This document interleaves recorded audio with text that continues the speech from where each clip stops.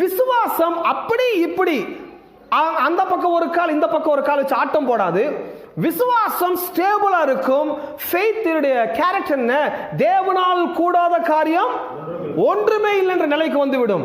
இல்ல உனக்கு வயசு 100 ஆயிடுச்சு, சாரால் கர்ப்பம் செத்து போயிடுச்சு, உன் சூழ்நிலை எப்படி இருக்குது, எப்படி நடக்கும், எப்படி சாத்தியமாகும், ஆயிரக்கணக்கான நெகட்டிவான விஷயங்களை ஆபிரகாம் தன் கண்களுக்கு முன்பாக பார்க்கலாம்.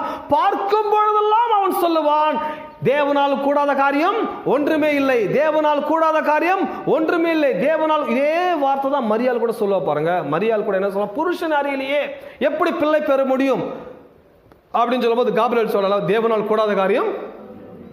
ஆபிரகாம் சொன்ன அவன் சொல்றாங்க, அவனுக்கு நடந்துச்சு இல்ல, அவனுக்கு நடந்த போல் உனக்கும் நடக்கும், உங்கள் வார்த்தையின்படி எனக்கு ஆக கடவுது மரியாள் சொல்லி முடிச்சிடா. பாருங்க, அந்த தேவனால் கூடாத காரியம் ஒன்றுமே இல்லை என்கிற நிலைக்கு